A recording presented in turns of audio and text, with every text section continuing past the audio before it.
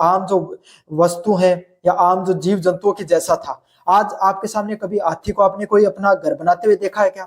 नहीं देखा होगा। शेर को परसों के लिए भोजन करते हुए देखा कि परसों के लिए शिकार करूंगा? नहीं करता हो। चिड़िया को आपके सामने कभी देखा है कि वो आपके सामने पूरा एकदम परिवार रिश्ते नाते के लिए धन जोड़ रही है? कभी देखा उसको ऐसा कि भाई परसों के लिए अनाज इकट्ठा कर देती हूँ? नहीं करते। तो यही चीज आपके सामने रूसो ने भी कहा। रूसो ने कहा सोशल कॉन्ट्रैक्ट सिद्धांत, उसमें क्या कहा, मनुष्य की जो प्राकृतिक अवस्था, जिस अवस्था में उसने जन्म लिया, जिस अवस्था में वो जो उसकी आरंभिक अवस्था थी, जिस समय वो अपने 2 वक्त की रोटी के लिए भोजन के लिए प्रयास करता था और आराम से जीवन जीता था, उस समय उसके विचार स्वतंत्र और नेक थे। कैसा था? उसके जीवन में कोई भी कुपित विचार नहीं थे, कोई गलत विचार नहीं थे, ना धन संग्रह का कोई विचार था, ना सत्ता और राजनीति का कोई उसके अंदर विचार था, कोई ऐसा कुछ नहीं था। लेकिन निजी संपत्ति और समाज के विकास ने उसे भ्रष्ट कर दिया। और क्या आपके सामने उसका ज्यादा से ज्यादा पैसों को कमाने का, अपने जो निजी संपत्ति उसको इकट्ठा करने का और जो समाज में विकास करने का जो सिद्धांत है, उसने उसको क्या कर दिया, एकदम भ्रष्ट बना दिया। समझ में आ गया? इस दुर्दशा से बचने के लिए भाई आपको पता आज के समय बड़े बड़े घरों में लड़ाई होती है, खूब पैसे वाले घरों में आपने खूब लड़ाइयां सुनी हो, कोर्ट तक मामले जाते हुए सुने हुए। आप सुनते हो कि उसने उसने अपने भाई का मर्डर कर दिया, उसने अपनी माता को मारा, उसने पिताजी को मार दिया। क्यों? क्योंकि पैसे के लिए, धन दौलत के लिए लड़ाइयां देखने को मिलती है। यही है, निजी संपत्ति और समाज के विकास ने क्या कर दिया, इस पूरी दुनिया को भ्रष्ट और आपके सामने क्या कर दिया, जो नैतिक रूप से खोखला कर दिया। इस दुर्दशा से बचने के लिए आपके सामने व्यक्तियों को एक सामाजिक अनुबंध दिया। उन्होंने क्या कहा, अगर हमारे समाज में एक सिद्धांत दिया उन्होंने, अगर हमारे समाज में नैतिकता को बचाए रखना है, इस भ्रष्ट जो राजनीति दिखाई पड़ती है, हमारे जो विचारों में अनैतिकता दिखाई पड़ती है, अगर हम खत्म करना चाहते हैं तो इस सोशल कॉन्ट्रैक्ट, सामाजिक अनुबंध के माध्यम से खत्म कर सकते हैं। इस अनुबंध के तहत उन्होंने बताया प्रत्येक व्यक्ति अपनी सारी स्वतंत्रता समुदाय को समर्पित कर दे। नाम क्या? Social contract. सोशल मतलब सामाजिक अनुबंध, मतलब कोई भी व्यक्ति है वो अपनी जितनी उसके अंदर स्वतंत्रताएं हैं, जितनी जो विचार हैं, वो कोई भी जो व्यक्ति है वो अपना क्या कर दे, सारी की सारी कोई समाज या समुदाय को सौंपने का काम करते हैं। अच्छा, कैसे सौंपेगा, आगे पढ़ेंगे इसके बारे में।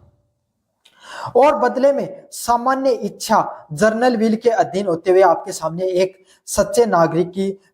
नागरिक के रूप में सच्ची स्वतंत्रता को प्राप्त करे। साथ में क्या करेगा, इसके बदले में वो क्या कर सकता है, एक सामान्य इच्छा जर्नल विल के अधीन रहते हुए एक नागरिक के रूप में उसको क्या कर सकता है, सच्ची स्वतंत्रता प्राप्त कर सकता है। मतलब वो जो सभी लोगों की जो इच्छा है, उन्होंने क्या कहा, जैसे आपके सामने मैं आपको एक उदाहरण देके बताऊं, आपके सामने काफी लोगों का विचार है कि हमारे गांव में क्या एक अच्छी सड़क बननी चाहिए। समझ में आएगा? और इसको लेकर अपन क्या करेंगे, आपके सामने मंत्री जी के पास जाएंगे, मंत्री आपके सामने उसके पास जाएंगे। एक छोटा सा उदाहरण है ना, सड़क टूटी हुई है, तो उसमें से 20 लोग है, उसमें से क्या 5 लोग कहेंगे अरे कोई मतलब नहीं, कुछ नहीं होने वाला, और 15 लोग क्या कह रहे हैं आपके सामने कि हमें जाना चाहिए, क्या पता इस चीज का समाधान निकल सके। ऐसा होता ना आपके सामने। तो यही आपके सामने जो विचारधारा आपके सामने सोशल कॉन्ट्रैक्ट का सिद्धांत कहता है कि इन 5 लोगों को भी इन 15 लोगों की बात मान लेनी चाहिए, इनको भी अपने जो विचार है वो इन 15 लोगों के साथ कर लेने चाहिए। अपने विचार जो बहुसंख्यक के जो लोग कहें वही काम कर दो आपके साथ। एक नागरिक के रूप में सच्ची स्वतंत्रता प्राप्त करता और सामान्य इच्छा हमेशा सामूहिक हित के प्रतिनिधित्व करती है। मतलब पूरे समाज के लोग जो विचार करें, पूरे समाज के लोग, जितने ज्यादा लोग आपके सामने आपके विचारों से सहमत हो, उसी इच्छा को मान लो, उसी बात को मान लो, वही उसी से क्या हो सकता है, ये समाज है वो नैतिकतापूर्ण रहेगा और समाज है वो इस प्रकार के भ्रष्टाचार से बचेगा। इन सब चीजों की जो आधुनिक प्रासंगिकता, मतलब आज के समय इन सब चीजों का क्या महत्व है। पहला है लोकतांत्रिक संप्रभुता। रूसो का जो सिद्धांत है उसने लोकतांत्रिक संप्रभु, जनता की सर्वोच्चता और लोकप्रिय शासन को आधार माना। मतलब रूसो का जो सिद्धांत आपको देखने को मिलता है, इसने क्या किया आपके सामने, लोकतांत्रिक संप्रभुता, मतलब जनता की सर्वोच्चता के बारे में बात की। मतलब जनता का जो फैसला है वो सब में लागू होगा। लोकतंत्र में भी यही कहता है कि बहुसंख्यक के लोग जो बात कह दे उसी को मान लो। यही चीज आपके सामने इनके सिद्धांत में देखने को मिलती है। ये भी यही कहते हैं कि जो सारी जनता बात करे उसी को मान लेना चाहिए।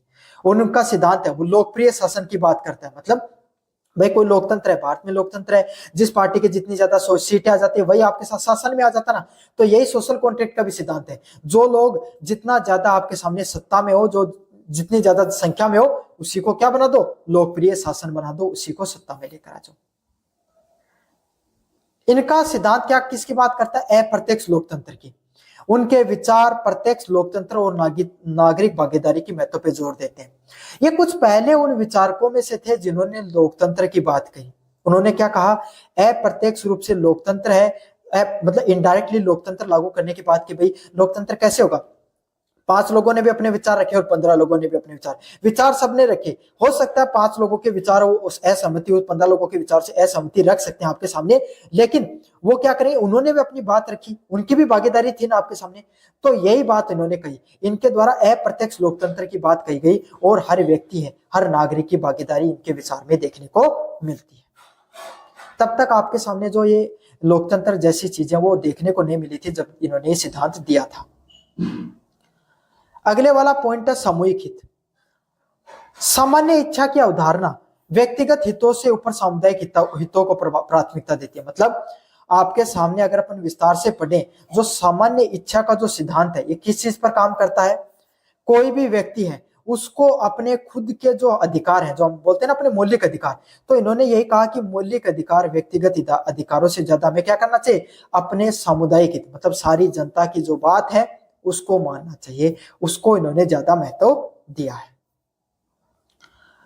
जो कल्याणकारी राज्य और सामूहिक अधिकारों के सिद्धांत का प्रासंगिक है, और इस किसकी बात करते हैं, यही बात हमारे राज्य का जो नीति निर्देश तंत्र उसमें कही गई है कि किस तरीके से आप एक कल्याणकारी समाज का निर्माण करते हैं।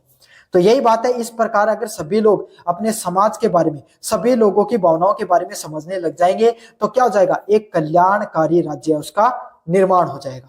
साथ के साथ सभी लोगों के अधिकारों का जो सिद्धांत है वो भी इस चीज से क्या होता है, एकदम वास्तविक लगता है और सार्थक लगता है और प्रासंगिक लगता है। अगले वाला पॉइंट है राष्ट्रवाद। यह राष्ट्रवाद की सामूहिक पहचान को बढ़ावा देता है। मतलब इनके द्वारा जो विचार रखे गए ये हमारे किस बात को बढ़ावा देते हैं, राष्ट्रवाद की, और सभी लोगों को एकजुट रहने की जो भावना है उसको बढ़ावा देने का बात करते हैं। हालांकि सामान्य इच्छा का जो सिद्धांत है, सामान्य इच्छा का जो सिद्धांत है उसमें अस्पष्टता और अल्पसंख्यकों अधिकारों के प्रति संभावित उदासीनता है। अगर इस विचार की आलोचना की बात करें, सबसे बड़ी आलोचना यही है कि सिद्धांत किसकी बात करता है आपके सामने, सबसे पहले तो जो लोगों की इच्छा है ना, सामान्य इच्छा, वो मतलब समुदाय की इच्छा किस प्रकार से होनी चाहिए उसके बारे में इन्होंने विस्तार से नहीं बताया। समझ में आ गया। तो ये जो सामान्य इच्छा का विचार, इसमें इन्होंने टिप्पणी कर दी कि भाई जो बहुसंख्यक में लोग कहे वही कर लो, लेकिन हो सकता है बहुसंख्यक लोग गलत भी बात कह दें, हो सकता है ना भाई बहुसंख्यक। अब एक बात बताओ, 50 लोग मिलकर किसी 10 लोगों की बातों को क्या कर रहे हैं, एकदम नकार दे रहे हैं, वो 10 लोग हो सकता है एकदम सही बात कह रहे हो, तो उनके तो कोई महत्व नहीं रह जाएगा उनकी बात को उनके सिद्धांत के अनुसार। तो यही है, सामान्य इच्छा सही गलत किस प्रकार से होगी उसके बारे में इन्होंने स्पष्ट नहीं किया। साथ के साथ अल्पसंख्यक अधिकार, मतलब कोई भी अल्पसंख्यक व्यक्ति है वो उसका विचार हो सकता है, उसका विचार, वो 5 लोग थे, हो सकता है उनका विचार है वो कम लोगों के बीच में पॉपुलर है, कम लोग उसको अधिकार दिए हुए हैं, लेकिन उसका भी तो कुछ ना कुछ महत्व है। हो सकता है वो आपके सामने कहें कि जो आपके सामने जो ये सड़क फूटी हुई है इसमें जो आपके सामने जो ठेकेदार है उसको बुलाओ आप और उससे भी ठीक करवा सकते हो सकता है ये विचार भी देखने को मिले आपके सामने। तो अल्पसंख्यकों को विचारों को पूर्ण रूप से दरकिनार करने की बात करता है, और ये सबसे ज्यादा क्या उसकी कमजोरी है इस सिद्धांत की। फिर भी आपके सामने जो रूसो का जो विचार है ये आधुनिक, जो आज के समय का जो लोकतंत्र है उसकी इसने क्या की थी, उसमें से उसकी इसने नींव रखने का कार्य किया था। तो ये था आपके सामने जो रूसो का सोशल कॉन्ट्रैक्ट, सामाजिक अनुबंध का सिद्धांत, उसके बारे में अपने विस्तार से पढ़ा। कैसा लगा आपको जरूर से बताना, चैनल को जरूर से सब्सक्राइब कर देना और अपने दोस्तों को जरूर से शेयर करना। धन्यवाद। बच्चों मेरा नाम है मोहित और आपका स्वागत है हमारे YouTube चैनल हिस्ट्री चैंपियन में। तो जैसा कि आप जानते हो आपका जो पेपर होने वाला है राजनीतिक विज्ञान का, representative of the western political thinkers, मतलब पाश्चात्य राजनीतिक चिंतक, उससे संबंधित मैं आपके सामने कंप्लीट रिवीजन करा रहा हूँ। उसके बारे में आप पढ़ने वाले अपन यूनिट नंबर 3 के बारे में। यूनिट नंबर 1 और 2 ऑलरेडी पढ़ चुके हैं। अगर अभी तक आपने उनका वीडियो नहीं देखा है तो प्ले लिस्ट का लिंक डिस्क्रिप्शन में मिल जाएगा, आपको वहां से जाकर जरूर से पढ़ लेना। आपको ये पीडीएफ है फ्री में टेलीग्राम चैनल पे मिल जाएगी। टेलीग्राम चैनल को जरूर से ज्वाइन कर लेना, लिंक डिस्क्रिप्शन में दे रहा हूँ, वहां से जाकर ज्वाइन कर लेना। साथ के साथ फ्लिपकार्ट और मंत्रा से अगर कोई प्रोडक्ट खरीदना चाहते हो आप सबसे डिस्काउंट में, तो यहाँ पर व्यू प्रोडक्ट वाले ऑप्शन पे क्लिक करके आप खरीद सकते हो। तो अब अपन पढ़ेंगे अपन आपके सामने यूनिट नंबर 3 के बारे में, यूटिलिटरिज्म और मार्क्सिज्म के बारे में। क्या होता है आपके सामने, मार्क्सिज्म के क्या सिद्धांत हैं, मार्क्स के क्या सिद्धांत हैं, और आपके सामने जो उपयोगितावाद का क्या सिद्धांत है उसके बारे में पढ़ेंगे। काफी ज्यादा महत्वपूर्ण आपके सामने वीडियो होने वाला है। तो आपको क्या करना है, चैनल को सब्सक्राइब कर देना है, वीडियो को लाइक करना है और अपने दोस्तों को जरूर से शेयर कर देना है। तो पहला प्रश्न इसमें, जेरमी बेंथम